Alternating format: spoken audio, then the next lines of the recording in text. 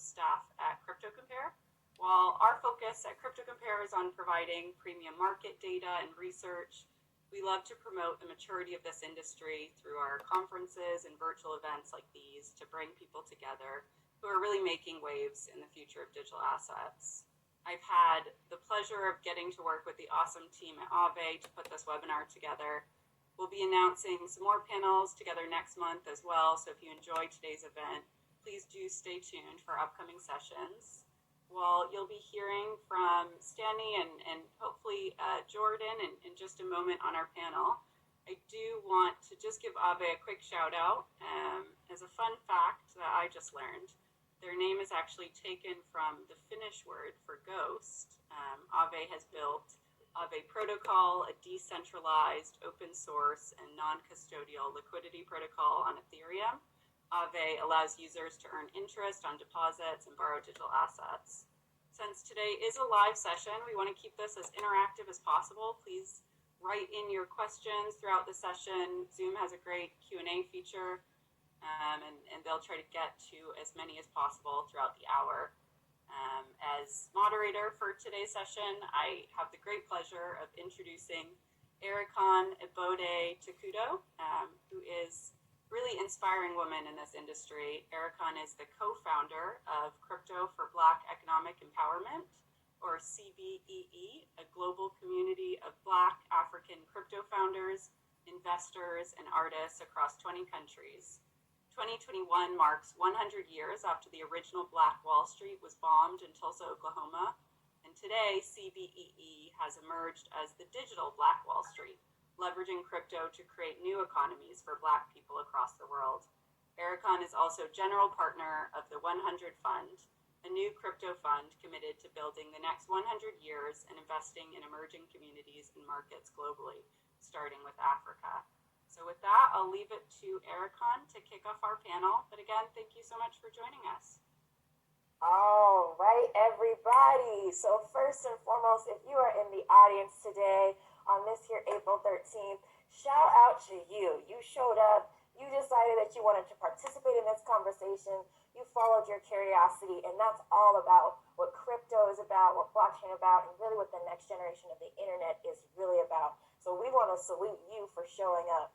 So today, as Alyssa helped us expand on, we're getting into NFTs, we're getting into DeFi, we're going to really explore some of the depth and more exciting and interesting and meaningful context on both of those different elements. And we have the best people to have this conversation with you. I'm particularly thrilled to not only have Lirona, who is the amazing NFT artist behind Boys and Girls, also creative director. Please find Lirona online. Amazing, amazing work. Lirona, welcome, welcome, welcome. And feel free to just give an initial introduction on yourself and tell us who you are. Yes, of course. Thank you, Erican. So I'm a designer, an artist, creator, creative director by day, and mother of boys and girls by night. My work usually falls under minimalistic, bold. I love experimenting with different digital mediums. I'm a 3D illustrator, and I also do a lot of other things like animation and any kind of other illustrations as well as branding and graphic design. I've been working in design since I was quite young, since 2010. Originally from Israel, then I moved to New York for 9 years, and now I'm kind of around the West Coast, but moving around a lot with this incredible year, an incredibly difficult year that we all had. Me and my husband really felt like really traveling and figuring out where we want to go next and where we want to be while working remotely has been an exciting journey. So I'm kind of all over the place right now. But I've started Boys and Girls as not my first NFT project, really trying out different things and somehow landing on a collectible, and really wanted to explore the relationship between art and collectibles, and that's what I do with my project right now. Amazing. We're going to dive into that and explore the connections to finance as an artist, so I can't wait to get to you on that side. Stanny, please tell us a little bit more about you, maybe your role and what excites you most about AAVE. Sure. So I'm the CEO of AAVE. So AAVE is a decentralized interest rate protocol where you can put assets into the protocol and earn interest. And these assets practically can be different kinds of cryptographic assets. And I think I've been building decentralized finance or in wider understanding Web3 technologies for the past 5 years. And pretty much before that, I used to work with an academic background. I'm a lawyer and worked in the legal industry. And before that, I used to build financial technology applications, fintech. And what we're doing now is pretty much we're building financial applications on smart contracts, so on Ethereum and blockchain, and kind of like believe that this is the future of value network. And as we now see that value can be a bit of much of anything. It can be currencies, can be physical goods, it can be just anything that has a cryptographic assignment to it. And also in the NFT space, I've been quite a heavy collector, so I love art, and I love like people expressing different kinds of things. And I would say that for me, what's interesting to see now is that we see a lot of community involvement. So what, for example, other protocol is and what we see in the NFT space is that there's sort of like a community involvement here, and that is something that excites me quite a lot. And I think that like value should be it should belong to the community, and the community ownership should be like the approach for future finance. Yeah, that's pretty much about me. Amazing. So, for everyone in the audience, you all are probably here wondering, okay, I think I maybe understand NFTs, maybe I get DeFi. So, Lirona and Stani, please just help us give us a fundamental definition of NFTs and DeFi. What are they? And a comment on why do you think they are the future fundamentally? And what is maybe unexpected or misunderstood about them? I'll let Stani take the stage. I can explain a little bit about NFTs, but DeFi is his thing. Okay. I can explain a bit DeFi part, and Lirona knows better NFTs than I do. So so decentralized finance, it's just a practically set of agreements, smart contracts on the blockchain, which allows you to do transactioning. So pretty much some of this transactioning might be lending, borrowing, trading. So you can swap assets from one asset to another. And the idea of decentralized finance actually is that all of these protocols and services, they're accessible widely, in the sense that there isn't any kind of like a censorship involved in participating in decentralized finance, meaning that if you want to deposit your assets into, let's say, AAVE protocol or some other protocol, or you want to swap, there isn't kind of like a component or restriction for you to do that. And that's kind of like the permissionless nature when you hear that kind of a word. And permissionless also doesn't mean the permissionless way to participate, but also permissionless way to build new things. Because DeFi as a community is open source, meaning that anyone can actually, anywhere in the world, just can build the next AAVE. And because the network is connected with each other, because it's on the same blockchain network, you basically can gain liquidity by creating better, more efficient financial products. And one very important factor, like why DeFi is very intriguing, is that all of this transactioning now is public, which means that we actually see everything that is happening, and this brings a lot of transparency, especially when we look at, let's say, back in 2008, when we have financial crisis and what led to it, and there was a lot of exposures from investment banks to another investment banks, and it was very difficult to calculate how much everyone was exposed. But in DeFi, everything is pretty much seen on the network level, so you can see like what are the collateral levels in AAVE, how much there is debt in the system, and also like let's say if there is a stable coin on Ethereum, let's say USDC, which is quite widely used, you can also see like which protocols have and what portion of this particular stable coin. So it's pretty much about transparency, accessibility, and you know kind of like a ability to build new things efficiently, building better finance. That's what DeFi is. Yeah, and in terms of NFTs, I think they are tied into DeFi nowadays as well, because they are, instead of just a fungible token or like a dollar or an ETH, which everything is kind of worth the same and they're all the same, NFTs have their unique, very unique address. So they're each of them is different from one another, and it's basically another token on the blockchain, but it's a unique one that has its history tied to it and all the information, its price, and then you can always revert back, look back, and see where this token has been. And each of them is different than one another. That's why it's non-fungible. You can't like really exchange them from one another as you can do with a dollar or an ETH. So we are curious to learn. Thank you for that. How could it be that an NFT is a financial instrument?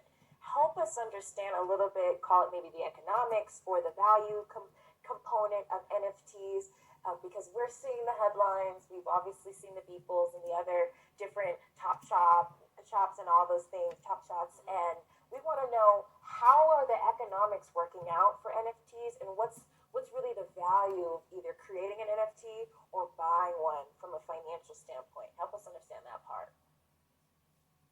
I think like everything in the world, it is about value, and value is put on things by people. Same goes for any kind of currency, right? Like if you believe it, it's worth something, and if you don't believe it, it's not, and it will go down or it'll never pick up like any other currency in the world. So I think when it comes to NFTs, they could be other things other than just visual art, right? They could be music, and they could be really information, they could be text, they could be everything that someone puts value on. So for me, people getting attracted to art and wanting to collect art, and for that it stores value, is an ancient concept. Like it's been around for many years. So if we just think about it this way, people store value in so many different things, in real estate and in art and in money in their bank, and that's just another one of those financial instruments that people are collecting. So now they're collecting it on the blockchain. Before they were collecting it using these like big companies that helped you buy art and then store it in a safe somewhere. Now you're just doing it in a more streamlined way online. So it really kind of just it moves across into the virtual world. In my opinion. Yeah, and I would definitely like agree and add to that kind of like when we look at like how previously like value was captured, it's usually like a you have some sort of like a user group audience that is using a product, and then you have like a centralized entity that is providing services and collecting the data, and based on the data is monetizing it and selling services. And now with the Web3, what's interesting here is that the blockchain changes this realm quite substantially, because the network is distributed enough that actually the store of value becomes like a concrete part of it. And this basically means that you can create systems where the value is possessed by the end user and by the artist, for example.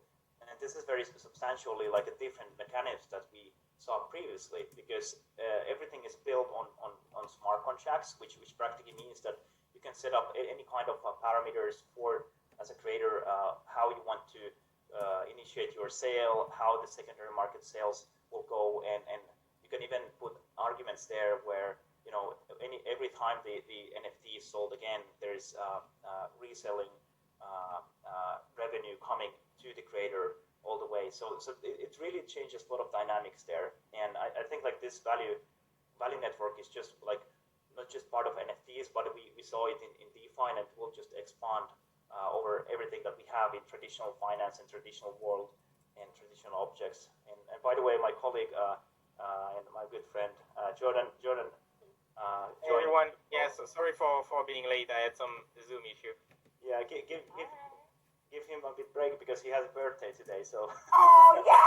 Woohoo! Happy birthday, Jordan! Thank you, thank you. Boy.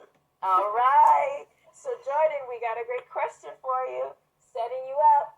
And so we would love to learn from you what makes NFTs unique in the financial industry as it relates to culture and community. Why are those elements actually relevant in a financial instrument? And how is it that culture and community are really drivers here in the NFT world? Yeah, so I think, I don't know what you guys just discussed in the last 20 minutes, but I think something that is unique about NFT in general is that they can represent anything. It's like a unique non-fungible financial instrument that can represent anything. They can represent the provenance, like when did you buy it, and then you can build experience on, like based on the date you acquired something. They represent keys to access part of like a website, for example. So like you can build those communities based on the NFTs, but NFT themselves can be used to empower community as well. Like you can imagine fans or other type of communities that just organize themselves by airdropping an NFT, and this NFT represents your identity within that community. I think it's very powerful, and it relates to like how people are investing in NFT as well. They are investing in NFT to support those cultures. They are investing in NFT as like an NFT is part of a community itself. Like when you invest in the boys of Liron and the anything, it's this power that you have where you have like a ticket, like a golden ticket, which is make you part of like a community as your own identity, and not something which is more related to like an asset that is fungible, like 1 = 1, and you are just like part of a mass. NFT makes you your own within that blockchain. Yes, amazing. I would love to learn more from Liron on your experience dropping NFTs. So can you help us understand what is a drop? How do you make an NFT happen? And what has been your experience making your artistic work available? And it sounds like we have some collectors in the house. So let us know what your experience has been, but walk us through that initial period on you deciding to do it, how it worked, and what you've ever done in the past. Mm-hmm.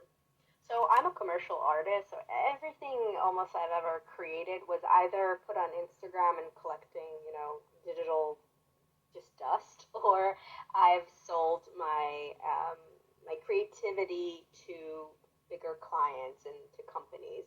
And so when I heard about this really interesting thing, which was NFT, my husband works in DeFi, so I've been hearing about it for a while, but there wasn't a lot of engagement from artists when he started talking about it, or at least we didn't really know about it.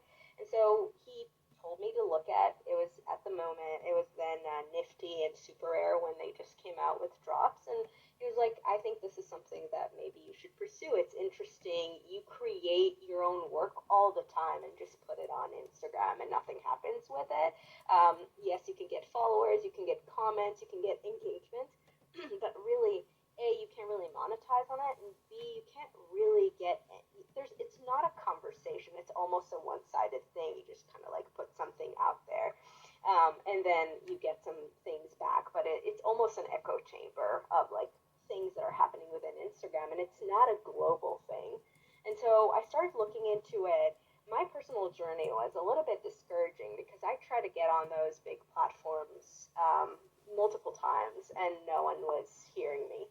So I was getting kind of nervous that maybe my work isn't good enough, and why aren't I being accepted to these big platforms? Where then I just kind of changed my perspective on things and decided that I'm just going to do what I really believe in and want to do, and looking at NFT as a medium rather than like a way to sell art. It's like understand what is the idea of an NFT, and then I started really making a list, and I arrived at basically ownership and collectability. These are two things that I believe NFT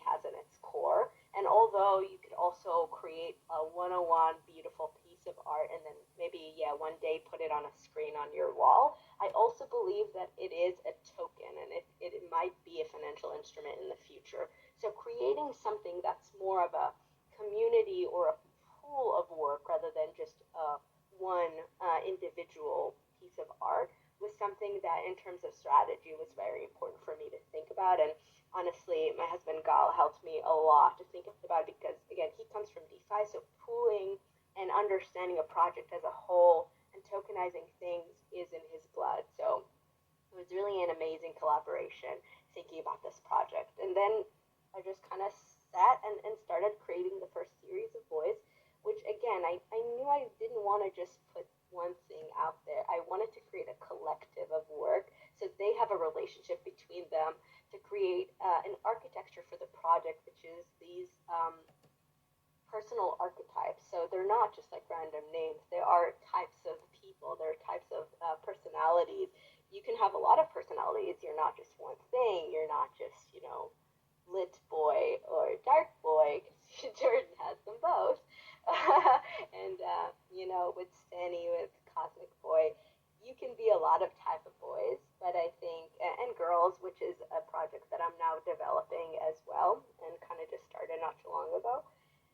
And basically, the first thing that I wanted to do is to really gift the firstborn boy to someone who really inspired me in the NFT community. And he was a good friend, and he was also the person who kind of seen the first design. I put it on Instagram just to kind of gauge people's attentions and see if they react to it.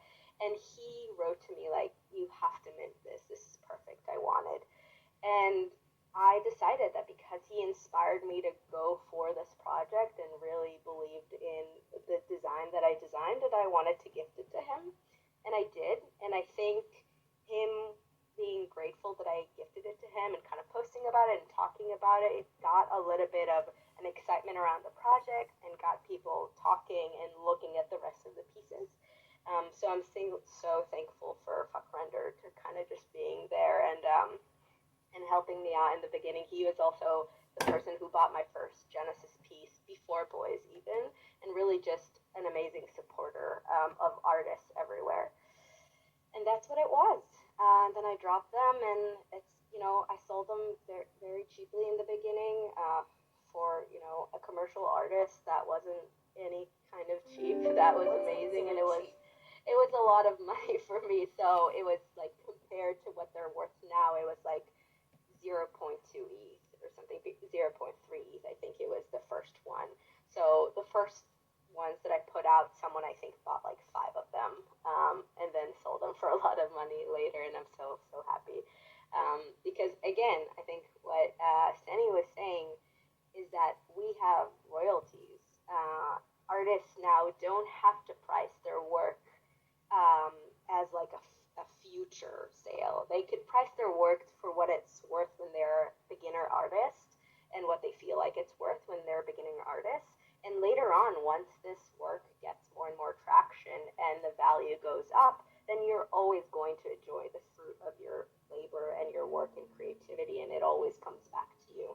That's, I think, the biggest difference between NFTs and, the fine art world. When the first piece gets sold, then you're never going to be seeing any revenue from that work again. And so it's very egalitarian that way. You're always going to be a part of your work. I hope that answers the question. Go for it, Jordan. If I can just continue on what Leon just said, is I think it's important I see a lot of people trying to build collectibles, and like having a good distribution from the beginning, having something that is accessible is actually part. So for me, there is like 2 parts that makes project successful. In the beginning is really trying to aim for the distribution of your work, trying to not, like, since you can take advantage of like secondary market sale, like you just want distribution. You want your project to be in the end of right people that actually see the value and seeing that it's actually underpriced. Like you want people to think that they buy something and it's underpriced, not that they are buying at the right price or making a bet on you when they are buying it. You want them to think that they're actually making like a bargain, and they will become your ambassadors.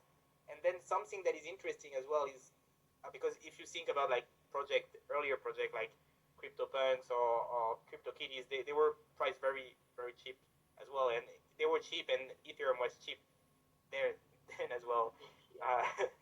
But if something else as well to consider is that a lot of the value is even created after the collection is finished. So this is something that I'm looking forward for the boys and girls project as well. Is like what happens when there is no more drops. Like how can we as a community and then at that point Leon will be just like a part of the community equal with us. Like how can we make this community valuable for everyone involved?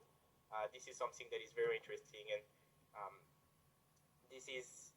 there hasn't been like a lot of experiences, and I think the true value start when there is no more primary markets and it's only on secondary, and you just build that up.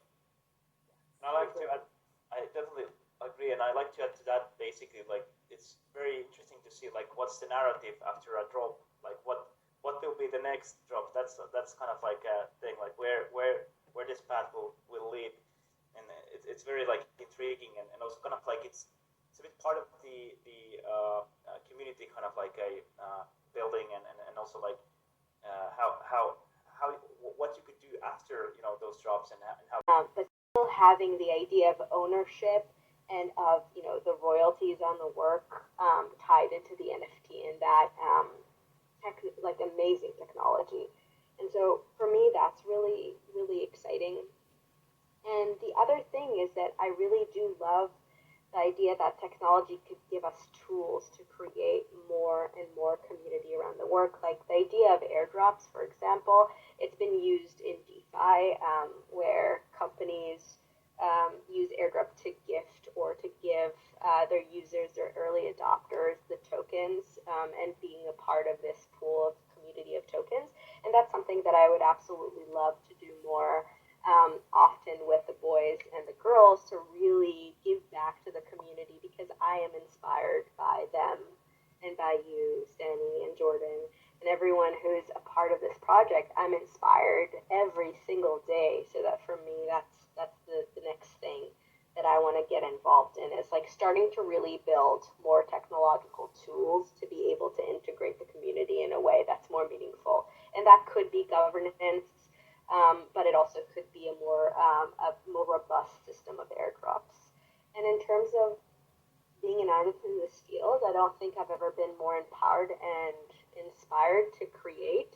And it's monetizing the work is one side of it, and it's incredible, and I've never had the chance to do what I'm doing right now, and I would never say that I'm not happy about it, but it's really not the focus. In the beginning, it was overwhelming. It was a lot. I didn't even know what to think and what to do with it, and then I decided to really kind of not think about it that much, because I've enjoyed the aspect of creating and community a lot more. And so I really, really want to make sure that this is what I lead with moving forward. Yeah, this is great. Amazing. Well, thank you so much to every single person who stayed on. We have 66 questions in the queue. Unfortunately, we could not get to everyone. We have an amazing legal questions and commercial artists. People want to know more about AAVE. So everyone, please go and find these amazing people. Connect with them on Twitter, connect with them on social media, connect with them on their respective platforms. This is a really special moment in history, everyone. You are here. You are one of the 230 people who decided you were going to show up for the next generation of the internet. This moment is now, and you are connected and learning from the right minds. So we look forward to continuing to see you all in the metaverse, continuing to see you all on the internet, and this is just a victory for everyone. Congrats to everyone. I'm so inspired by you all. And take care. Have an amazing day. Shout out to you, Crypto Compare. Amazing job, Alyssa and Ajit. Thanks, everybody.